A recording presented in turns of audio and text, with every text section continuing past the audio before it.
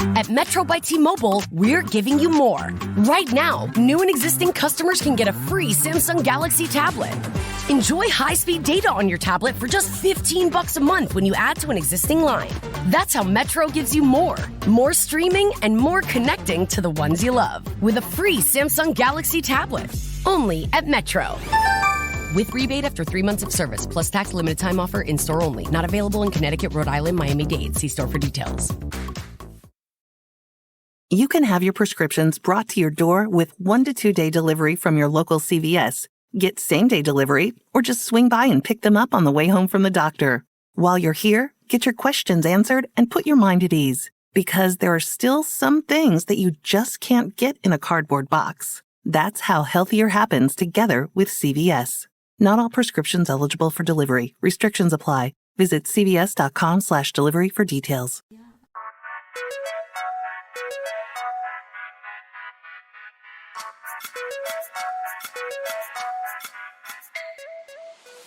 Welcome to the Hypothalamic Amenorrhea podcast. I'm Danny Sheriff, your host, certified fertility awareness practitioner, functional nutrition counselor, and founder of the HA Society, and of course, an HA recovery coach who has walked where you currently are walking. This is the place to come if you care about getting your period regularly.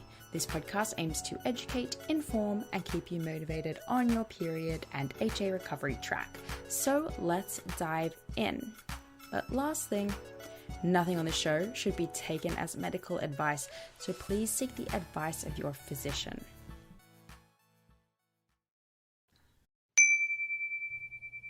The HA Society is taking clients. Coach Ashley and I work one-on-one with HAers, as we call you, to help you figure out a plan and, of course, implement it and stay accountable. Whether you've worked with a health practitioner already and you just want to stay accountable and strategic with the plan that they've laid out for you, or you want to start from scratch looking at all the aspects of your recovery needs and to create a game plan to reach those needs, then we are definitely your girls. When you sign up to work one-on-one with one of us, we're going to go over your history, your biggest obstacles, ensure that we're taking into account your specific goals, and start making a plan to reach them. So those goals could be getting your period back, could be getting pregnant, could be getting back to exercise or sport, or simply working on your mindset around your body image and long-term recovery. We also can teach you the fertility awareness method. So if you want to learn that so that you have the skills you need to go out into the world on your own without fear of getting HA again, we have got your back. So our coaching packages are either weekly or bi-weekly and only a month at a time commitment. So you're not paying tons and tons of money for 5-6 months. It's month to month, which is awesome. Makes perfect sense for period recovery, right? So to learn about other women's experiences working with us and to apply for a coaching spot, plus ask any questions that you might have before getting started, just go to thehasociety.com/coaching. What about that? Okay, cool. Hey everybody, and welcome back to the HA podcast. I'm joined today by our specialist guest. Is this your second or third episode? Second. Returning guest, Elyse Lawry. Yeah, you said it right this time. Not Lowry. Yeah, it's not Lowry. Lawry. Elyse, she was on the show ages ago now, sharing her story. Since then, she's been, like an OG member of the society. She hosts community calls in there. She does my Instagram or our Instagram, which is fabulous. And so I'm so excited that she has flown all the way from Australia to Canada, to drive to Florida, to fly to here, to hang out with me in person. So welcome. Thank you for having me. It's been a trip to get here, that is for sure. So she's been spending the weekend here, and so we thought, well, of course, we absolutely must record some episodes together, which is good fun, always. And so we've got some coffees. She's got her almond latte. Mm-hmm. I've got my Americano or my long black. Depending on where you're from. Absolutely. And we're going to have a bit of a coffee chat. And I was like, I wanted to catch up on we'll get Elyse to kind of recap, you know, her journey for all of you guys, and we'll talk about like what's current, what is coming up for you right now in this new chapter of life. Yeah, because I'm in a completely different environment than I was when I was in recovery. So that's probably something I want to chat about and how to navigate that, because I guess I had the comfort of being in such a supportive environment, and not to say that I'm not in one now, but it's just different. So for anyone that doesn't really know my story, I mean, I got my period back after sort of starting in the HA Society. I'd actually already had one period before I became a member, but I actually had to wait longer for my second period than I did my first. So that brought up a lot of challenges for me personally. And yeah, like Danny said, I've been an OG member, but now my periods are quite regular. I'm actually expecting my 14th recovery period. I lost count. I lost count. And I was like, you know what? If we're going to record a podcast, I should know what recovery period I'm going to... But I did actually keep track for a really long time. At what point do they just become regular periods? Never. I don't know. That's my opinion. Never. I'll have my 100th recovery period at one stage. Love it. But no, I actually have lost track, which is just kind of a symbol of my life moving on past recovery, which is really exciting. It's still not here yet, but it'll be here soon, I'm sure. Yeah, it will be. But I guess what's a little bit different about my recovery story is I was in a long distance relationship for pretty much all of it. And it wasn't just kind of like, I don't want to say like a high school relationship, because obviously some high school relationships are serious. But my partner and I had been together for 5 years before we got separated for 18 months because of COVID. He is Canadian, I'm Australian. We met working on cruise ships, because that's always a question I get asked. How does a Canadian and Australian meet? So yeah, we worked on cruise ships for the majority of our relationship. And then we left cruise ships because of COVID. And then we also got separated for the same reason. If COVID never happened, would you probably still be on a cruise ship? Or were we going to finish up anyways? We were going to do one more and then finish up, because I'd been doing that for 6 years. So I was quite ready for stability and a life on land. Sorry. But yeah, my partner was actually the one who was like, look, you not having a period is a huge problem. And that was kind of the catalyst for my recovery journey. But then he also left the country a couple of weeks after I found out about he was out of the country when I found out about HA. But he left after dropping that bomb. You need your period. It didn't quite happen like that. Why was he interested? So I guess I didn't have a sex drive, so that really impacted him, right? And I mean, hat off to him. He said to me, he's like, look, I don't really want to spend the rest of my life with someone who doesn't want to have sex with me. And I was like, true. I don't want to be like that either, you know, like I also want to feel the same way. And I was kind of tossing up between, like, should I be worried about my sex drive, or should I be looking into the fact that I don't have a period? Are they linked? First? What's happening? And he just looked at me and he said, you not having a period is kind of a huge red flag. And I've actually talked to him about that more recently. Like, why did you say that? And he just looked at me and said, it's common sense. Your body's meant to do it. And I said, if more people thought about it like that, I don't think HA would be as much of a problem, if any. Well, that's cool. That's really cool. Yeah, that was kind of cool. But yeah, then he left the country and I embarked on my recovery journey. So I was a very different person the last time I saw him, physically, mentally, and emotionally. So a lot has changed. Who was that person? In a nutshell, if you can. In a nutshell, a control freak, a perfectionist, and someone who just needed to have everything go the way she wanted it. She was also very hypersensitive about her body, very self-conscious about who she was and what she looked like as well. Like, I had no idea who I wanted to be. I just enrolled in uni and I was just going to do exercise physiology for the sake of it because, hey, I love to exercise. It's my whole life. Why not make a career out of it? But had no real passion, hobbies, or direction. So I was pretty lost, I'd say, at 25 years old. That's about where you're meant to be. Really? Lost? I think a lot of people. Yeah. But I guess I always kind of came from that like, I'm a very driven person, I would say. So I just kind of figured that I'd have it figured out. And that didn't quite happen. And I guess that just made me more frustrated in myself. But yeah, now I am over here, and yeah, life is kind of different. Well, it is really different because over here in the northern hemisphere, north of America. Yeah, we'll just say northern hemisphere. Remember yesterday we were like, where's Central America? Where's Central? We figured it out, guys. Yeah, we did. It's very logical. If you don't know where Central America is, just think about it for a second and you probably got the right answer. But yeah, no. So I guess I just wanted to sit and chat with you about navigating recovery with a partner, because I never had to do that. And I mean, I would like to think that I'm now like in my post-recovery life, but I guess there's some things that come up for me that I'm like, oh, I never had to deal with that. Yeah.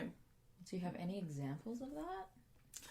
Well, I guess like my partner, he loves to work out himself, and he takes pride in his appearance. And sometimes That's nice. Yeah, it is nice. But yeah, like I just sometimes wonder if it's a healthy, like how do you kind of stop, you know, your experience with HA and recovery, like navigating that with a relationship and not pressing that onto them.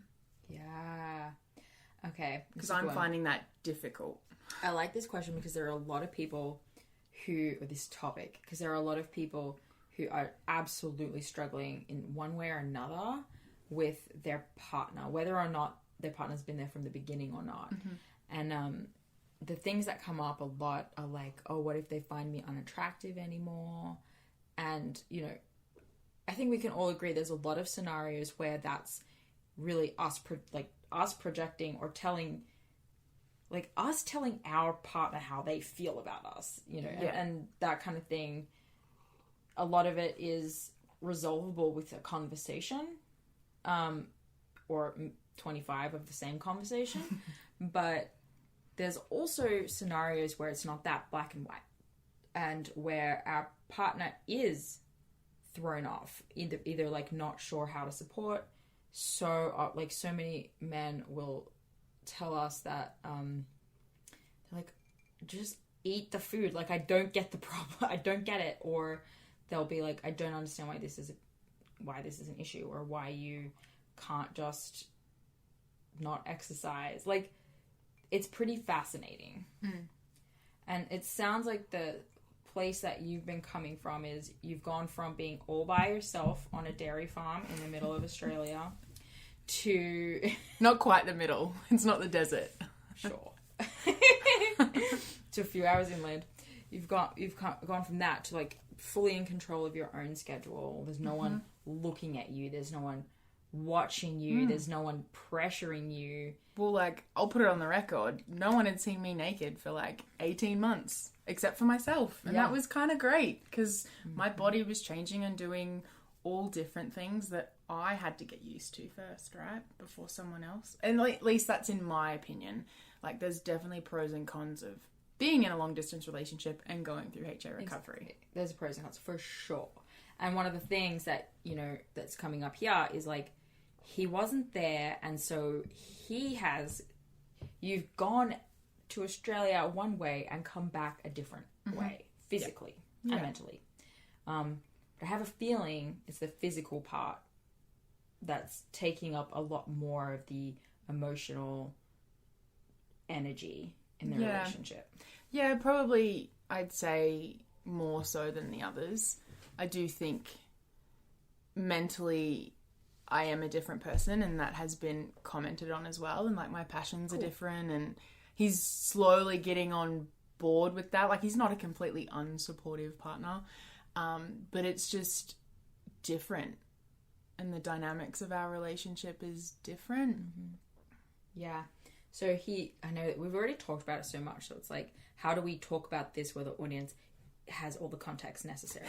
So he, like everyone, has grown up with a different understanding of like a relationship with food. They were raised by different parents in a different place. with different values put on it. And also at different points in our lives, we go through growth. And when we're in a relationship, we usually get to go through growth with them. And, you know, why so many people get divorces and stuff is, right? Like, it's like that growth, people change. Yeah, they grow apart instead of together. And you guys went through 18 months, thanks to our good friend COVID, where you had to grow apart from each other. So in some ways you've grown apart. And now you're just like, so much, like, you now get to see the world as so much more complex. And everyone else kind of is still in that, like, black and white, like, weight gain equals bad, weight loss equals not good. And and so you're with a partner he's like, I get it, like, it's, you needed to gain weight and, like, change for your period, but, like, he gets it on a logical level. Yeah. And fully understands and totally supports you and wants you to be healthy. And is battling, kind of like we all do anyways, is battling with the, what is it, like, the message that he received that is imprinted in his brain. Yeah. And it's like, how do we have compassion for those people? Yeah. And how do I get through this if I'm going to, like, be with this person for the rest of my life? What does this mean? Yeah. Yeah. And, like, you butt heads and it's just, it's difficult. Oh, yeah. What are you butting heads on? I guess, it's difficult to kind of... You're like, I hate this so much right now. I regret this, talking about this. No, not really. I obviously just don't want to, like, paint him in a terrible light. No, I think, okay, so I think preface is there are a lot of people listening right now going through a very similar thing, where they're like, my partner doesn't get it, or they're deciding that their partner doesn't get it, or something like that. So we're all, like, judging our partners, or assuming they're judging us, and blah, blah, blah, blah. But what we all need to remember is that, like, we all came from the same place. Yeah. Like, you also used to have a fucked up view of what health meant. Yeah. And so... there can't be any judgment.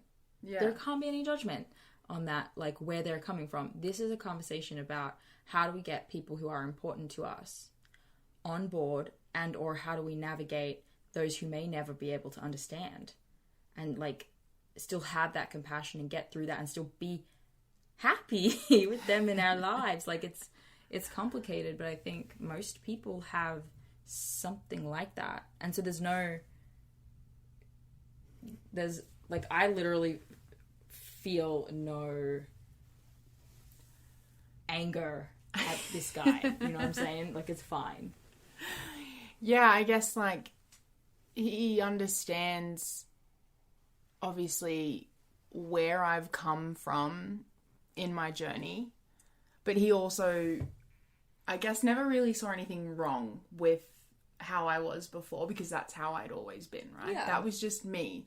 Whereas now I am this different person that has, like you said, like, a complex view of how things work. And just, like, when certain things get brought up within him, like around him or in the environment that we're in now, it's just kind of like, like, I don't know how healthy that kind of train of thought is. And, like, me, I'm like, do I call it out? Do I not call it out? Do I just let it go, kind of thing? So, like, navigating that's been pretty difficult.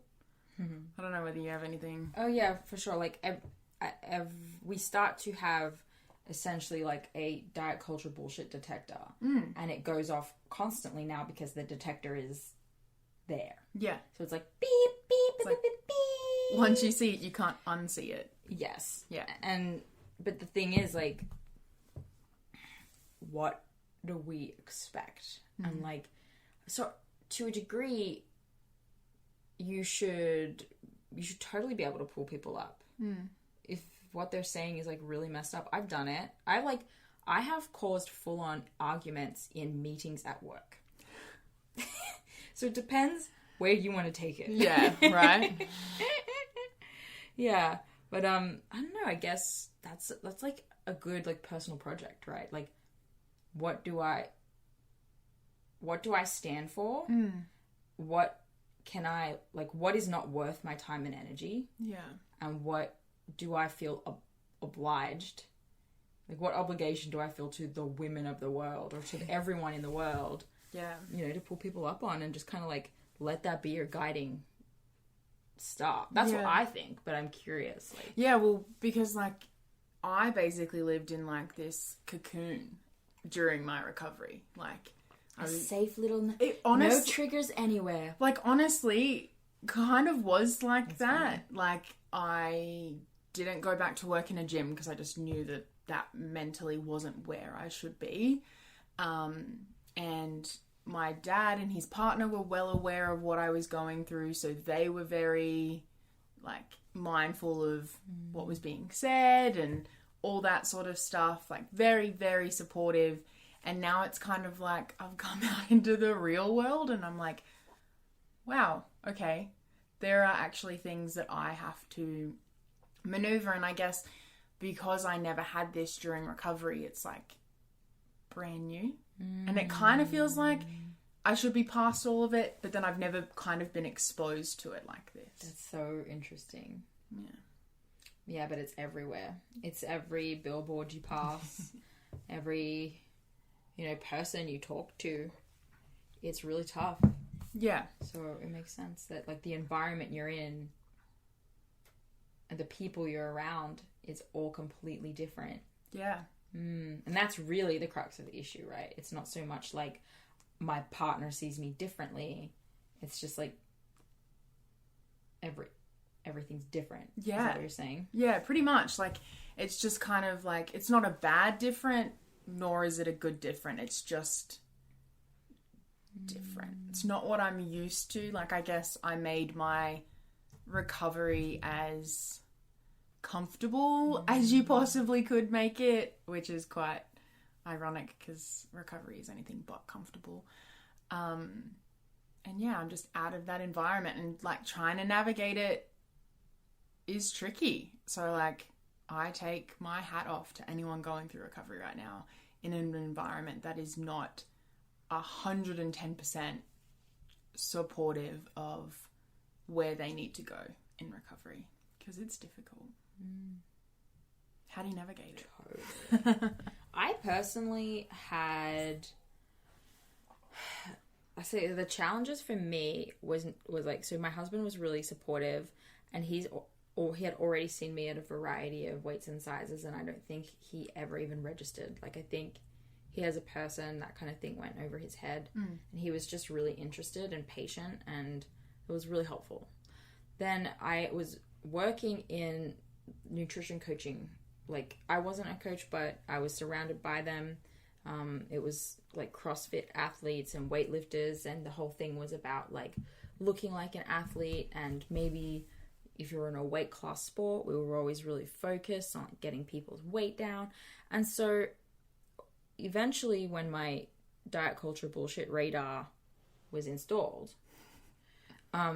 it became very apparent to me that, like, we could be in a meeting and someone in that meeting might refer to someone as being fat.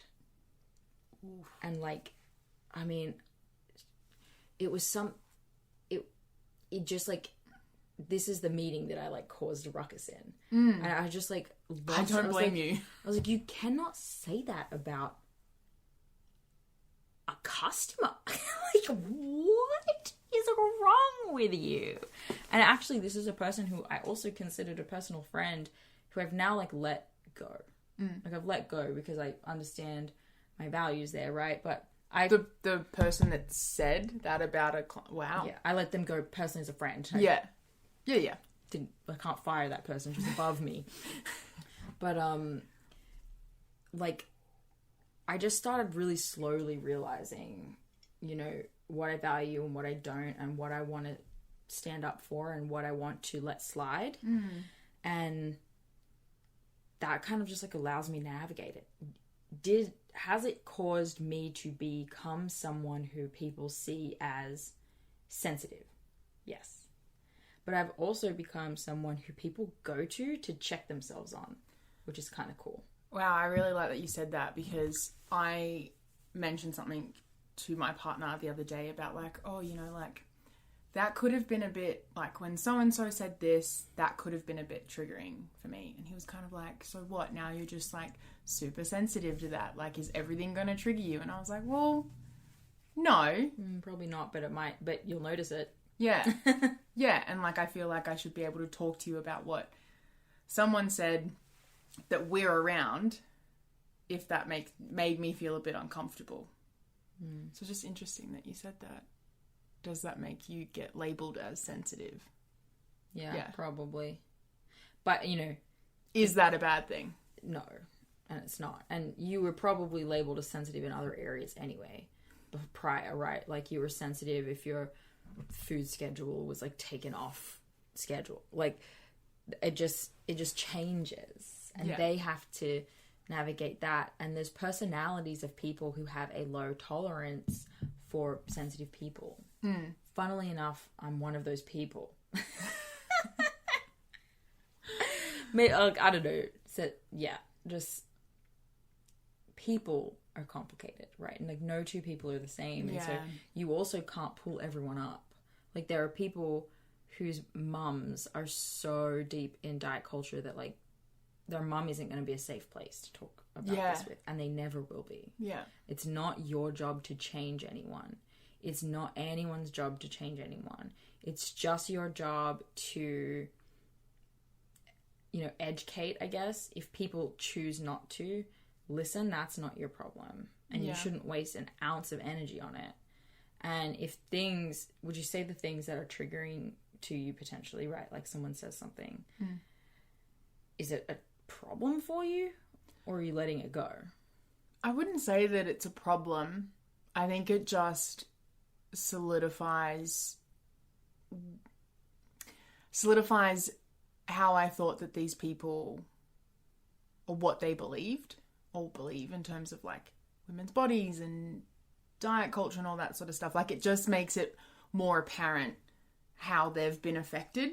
Yeah. If that makes sense. So it's not like a bad thing.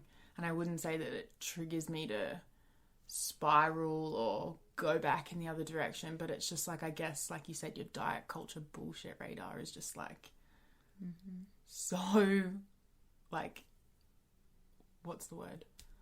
Like, just so ready to detect anything. It's just there. It's always on. That wasn't the right word that I wanted to find, but it'll do. Yeah. I think it's kind of like getting, it's honestly like getting a superpower that you can't turn off.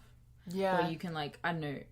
It's a blessing and a curse. Suddenly you can read everyone's mind. Exactly. It's a blessing and a curse because it causes us to look at other people and their values and maybe even their like slight misuses of words, to look at them and see them in a different light. Yeah. See, because I always knew that coming over to this side of the world and leaving my little cocoon in rural Australia, it's not the middle of Australia. It's close though. No, it's... I always knew it was going to be challenging.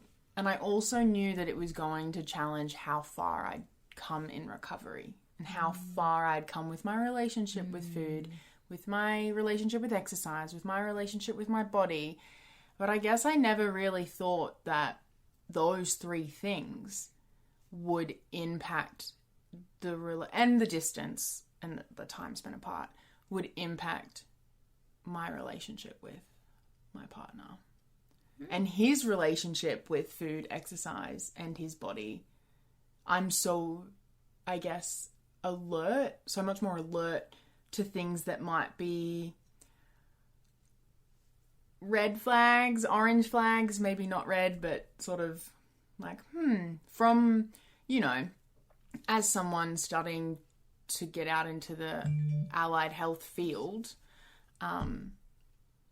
kind of being a bit more on my toes about things that could be red flags in future clients. I kind of guess treat him a little bit like that. Like, have you got a healthy relationship with your body? Like, kind of thing. So my biggest thing is like, how do I not put my beliefs on? Yeah, and like push him into it. Because, like, I do notice that he hates Instagram. Like, just doesn't get it. Never, and probably never will. Oh, jealous.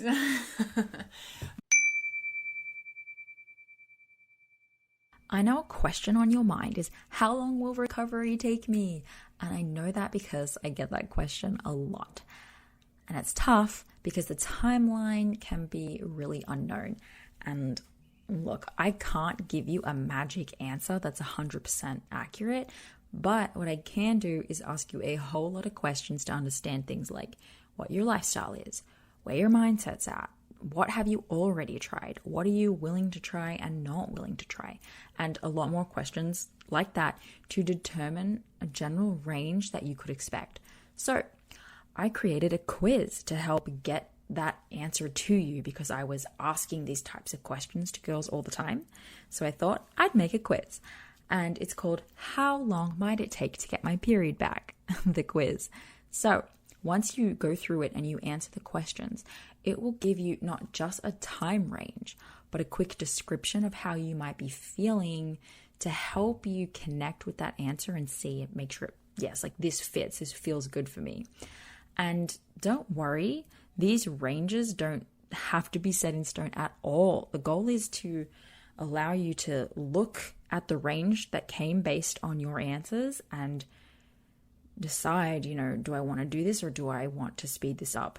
So once you get your range, you'll also get a few emails from me that week with some important tips that are specific to you to help you work through some of the roadblocks that could be slowing you down and in turn speed up your recovery time frame. So take the quiz now. Just head to quiz.thehasociety.com or find the link in the show notes and let's do this. That's quiz.thehasociety.com. But, like, I see him slowly starting to get a little bit more interested in what's happening on your period PT and that sort of stuff, and wanting to watch some of my reels, which is amazing because I think when I make my reels, I'm like, I just love it. I probably watch my reels. The best. I probably watch my reels more than anyone else. That's great. And, so just to see him take more interest in it is really cool to see because that's not his thing. So he's definitely showing his interest in my interest, but how do I know where to draw the line and not push him into my experience? Well, what does it look like when you catch yourself pushing him into the experience? Great question. Or at least what do you think it is? Is this a real problem? Is this actually happening? I think so. I feel like, because I think I guess I'm just struggling to make him understand recovery and what I went through because he wasn't physically there, and to kind of show him I have come so far, because I think sometimes he forgets what it was like before because it has been so long, right? He knows what I physically looked like, but to remember what I used to be like to hang out with. I was not fun to be around. I was hangry all the time. Like I said earlier, I was that control freak, that perfectionist that needed everything to go to plan. And when it didn't, I'd have two modes. I'd either shut down and not talk, or I would freak the hell out and just get shitty at him. So who wants to be around that? No one. So yeah, I lost my train of thought completely. Oh, it happens to me all the time. That's how, I don't know, people who listen carefully enough or on the community calls will see it happening in real time. Where I'm just talking and then I'm I don't know where I was going, but I just commit. Just keep.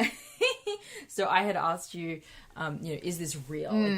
What are you actually experiencing when you think you're putting your obsession with HA on to him? Yeah. I guess it's just when we butt heads on different opinions on, I guess, my body, and yeah, so much fun. You know, like his beliefs that,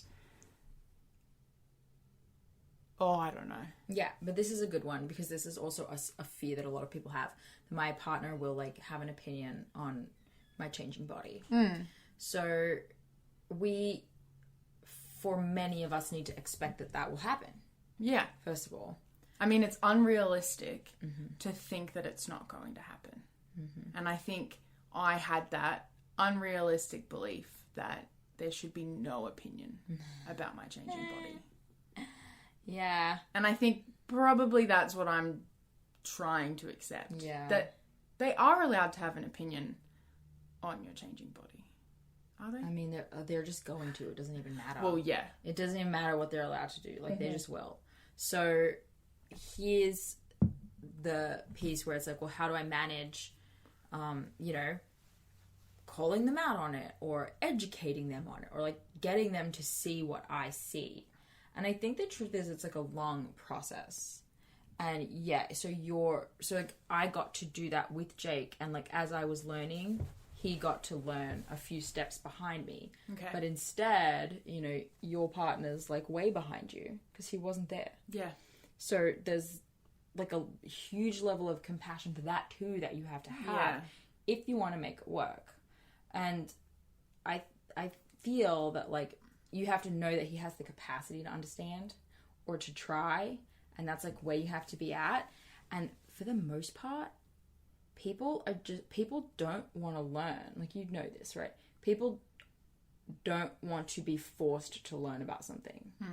So my husband is such a great example where when we first met, he lived off fast food. He was like he's a hard gainer. So like, for people who don't know, it's like when guys really struggle to put on weight, like they're always really, really thin, and it's hard for them to go to the gym and like get bigger. And if he takes a week off, he like loses weight, you know what I mean? Yeah. And that's like really hard for guys. That's like the opposite issue that many of them face, but we can relate on a lot of levels. So he was all of those things, and somehow, even though I was like obsessed with training and I was trying to be an athlete and I was like super strong, and I was definitely and probably still am way stronger than him, just saying. It didn't bother me for some reason. I really liked him. And the thing is, today he's totally different. He trains, he can put on size if he just like commits to eating enough. He is really nutrition minded, more so than me, to the point that it's like like you're too serious about this now. And I never influenced that one time. Like, all of those changes were things that he made on his own. And I somehow knew that if I went into this relationship leading by example, it will work out. Never will, like, he was the type of guy that's like, therapy's stupid and all that kind of thing. And now he like has a therapist, the whole thing. And She's done a complete 180. Yeah. Which is probably not a super common experience for a lot of people.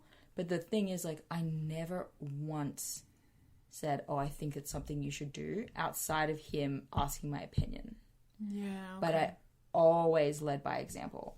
And I've always believed that, you know, it might seem like people aren't watching, but they are.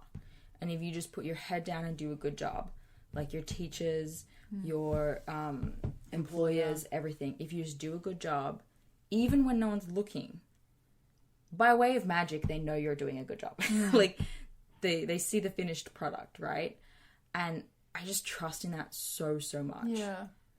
I just trust in that so much. So if you go into this with, like, just continue to focus on yourself and not on what he says or what he thinks about all the little things, you know, then he will become interested. Because I hedge a bet that, like, he's slowly becoming interested in your Instagram stuff because you stopped fucking talking to him about it. Yeah. Yeah. You know? Like, you do you. Yeah. Is like the motto for that.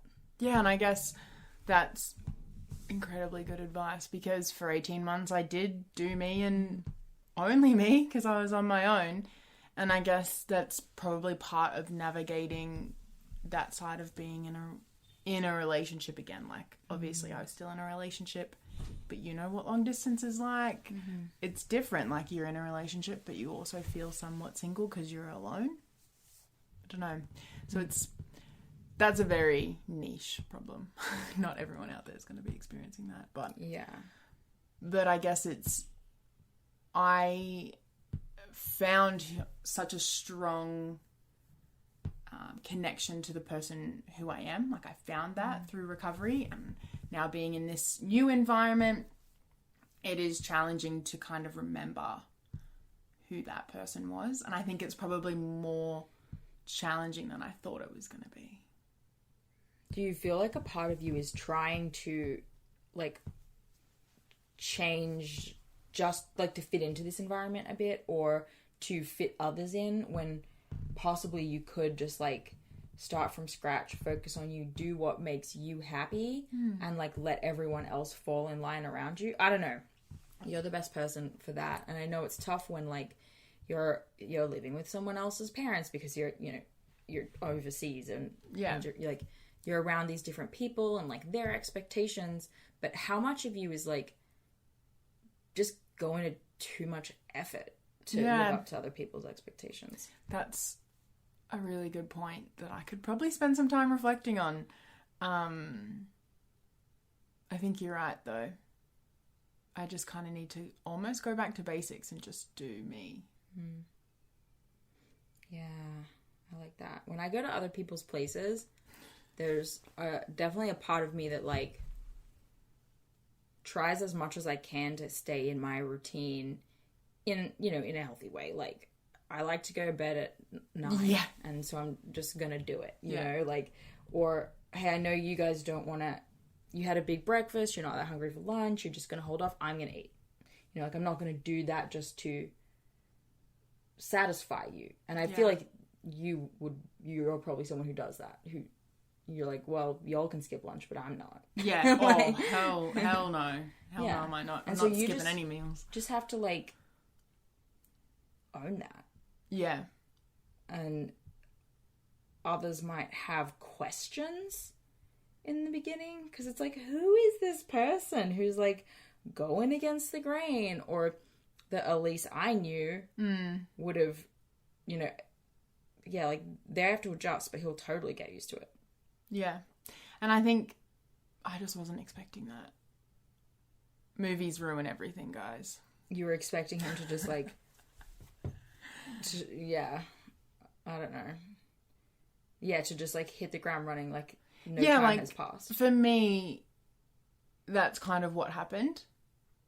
But I guess for him, in his experience, if I look at it from that point of view, a lot has changed. That's such a good point. Like, you actually kind of got the same guy that you left behind, and that's such an easy transition for you. Yeah. That, like, how can maybe we need to spend some more time in his shoes. Yeah. Still, you don't have to change shit, like, you know, but yeah, like, just, it allows us to have that patience that we really don't want to have. You know, we're like, I freaking hate the person you're being right now because you're not seeing that, like, that's a damaging mindset, or, like, your relationship with food sucks. Yeah. Yeah, but, like, you just have to... I mean, even I still have to have that conversation with Jake all the time. Like, he's always saying and doing mad triggering things. Yeah. But it's like, now I just say, like, oh my gosh, what was this? We're talking about food, and he was like, why don't you just track, like, at least just track your protein for, you know, a period of time. I don't even remember why. And this was a couple weeks ago, I actually downloaded macros first. I was like, oh, fuck it, I'll do it. It's been years. I'll download this thing. Let's see how I go tracking my food and where I'm at. I got in 2 days in. And I said to him in the beginning, I was like, I just don't think it's a good idea because that kind of thing for me is like, it's not a good behavior for me. Like a slippery slope. And for him, it's like a neutral behavior. There's not like, he doesn't. There's nothing attached to it. Yeah. And he doesn't. It's just numbers. He doesn't see that for me, it's not good. Yeah. I got 2 days in. I was stressing. I was thinking, I kept opening the app. What can I fit? And I was like, this is not good. But, you know, he was encouraging me to do it. But I went back to him and I was like, Jake, I am anxious about this. And he was like, oh God, okay, like just delete it. But we have to talk about it all the time. Yeah. I don't think that's ever gonna really change. This is my profession, not his. Yeah. That's a good point. It's nice to know you're not alone, though, in the whole communication side of things and relationships and recovery. Oh, yeah. Communication is totally not about always seeing eye to eye or being able to read each other's minds. It's just about being safe to, like, talk. And safe to be wrong or safe to, like, tell someone when that hurt your feelings or whatever.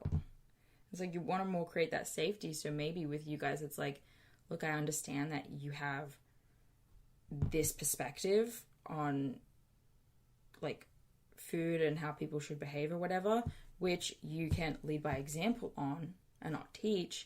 Like, but this is what I need to be safe in talking about it with you. Yeah. I think like that's where it's important. Yeah, that's very true.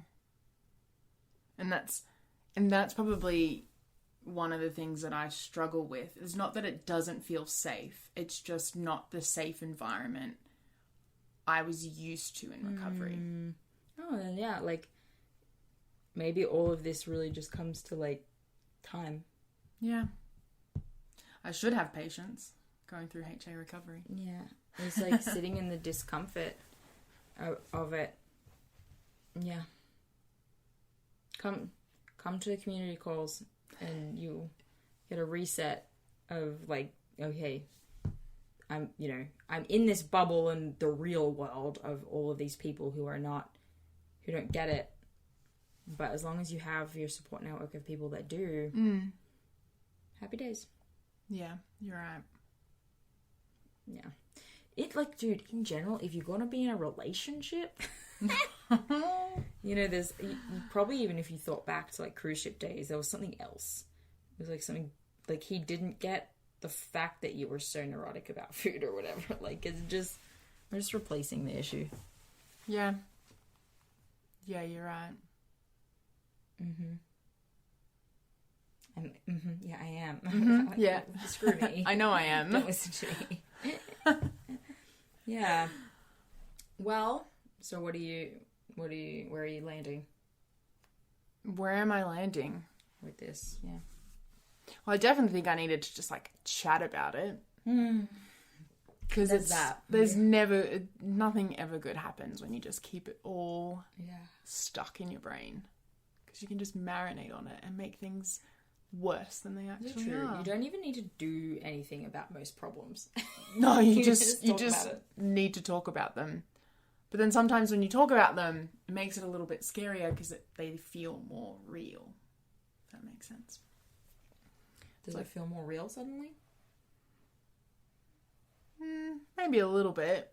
But then I also kind of have this sense of relief of like, well, maybe I just need time and I just need to keep focusing on me like I did in recovery and doing my own thing and just enjoying being in this new environment and learning new things about myself, about my relationship, about my partner in general.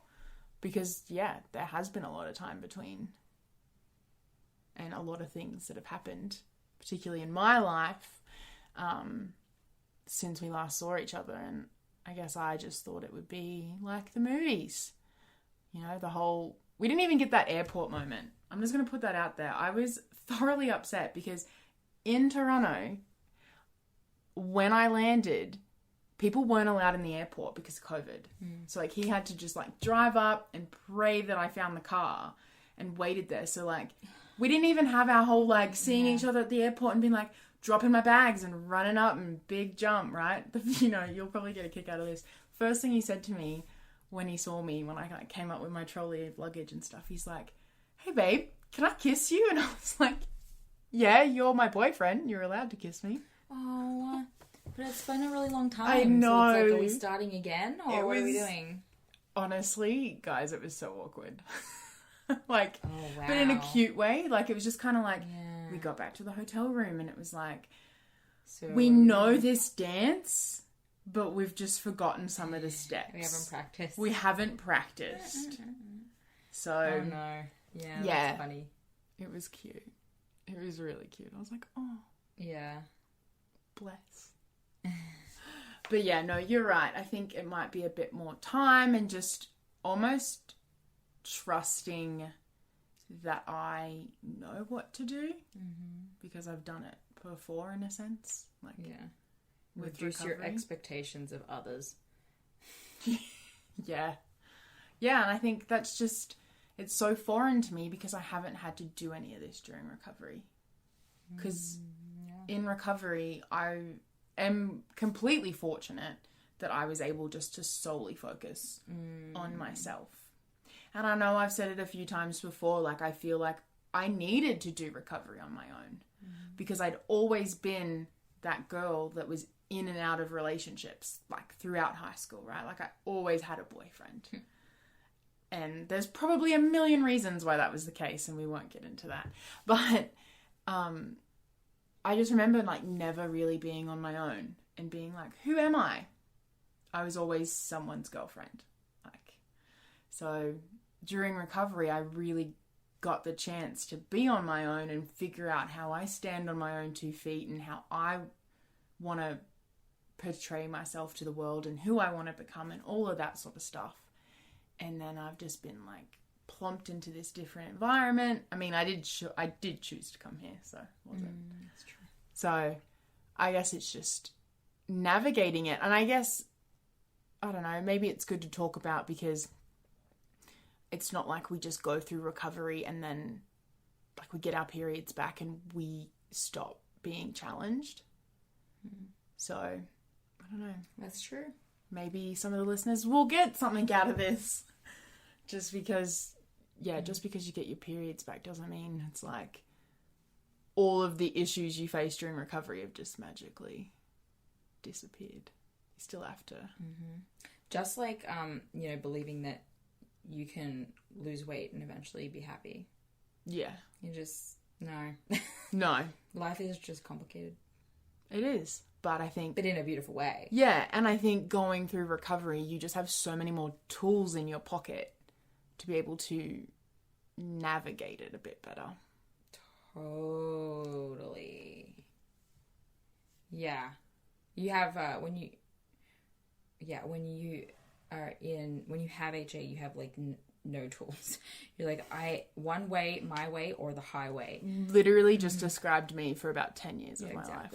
But now it's like you get to put into practice spontaneity, which you didn't really get during your HA journey because you were always doing what you want to do and in this safe place. But now it's like, okay, I'm surrounded by all these different people with different belief systems. I trust in mine. I believe in mine. Yeah. I don't care what they say.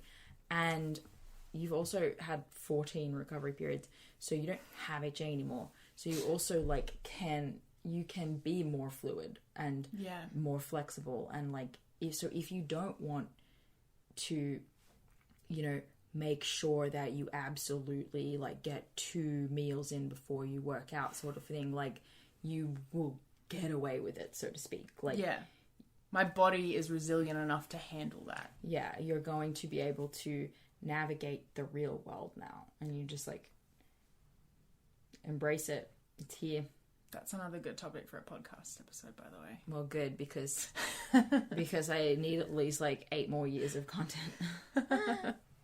Guys, thank you for listening. Elyse, thank you for joining and bringing your problems, feelings and issues Thank you for bringing problems to the podcast. Helps me produce more shows.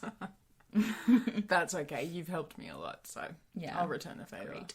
Go check out Elyse if you haven't already at YourPeriodPT on Instagram.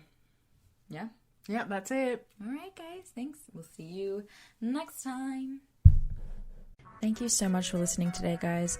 Please subscribe to the podcast, and if you could head to iTunes specifically and leave a rating or review, that would help so much because it makes it easier for other people with HA who are Googling around to find the podcast really easily. So if you do that, you're doing a service to all of the women. Winter can wreak havoc on your skin. Hey, it's Kayla, and it's not just the weather, but as a new mom, I've seen my skin change in ways that I'm not too happy about. But that's where the Skin Center has you covered. Their most popular treatment is Botox because they're the best at it. They've been ranked a top 10 provider in the nation by Allergan Aesthetics, the makers of Botox. And their best facial is what I got. It's the Hydra Facial. It exfoliates, extracts, and hydrates all at once. So save your skin from these winter blues and DM at the Skin Center MD on Instagram and mention code Kayla to get $100 off your first Botox or filler treatment or any skincare package. At Kroger, we believe fresh means holding our produce to a higher standard. That's why we do up to a 27-point inspection on our produce. Like for citrus, we check for things like scarring and sunburn. Yep, oranges can sunburn. And we'll make sure you never see it.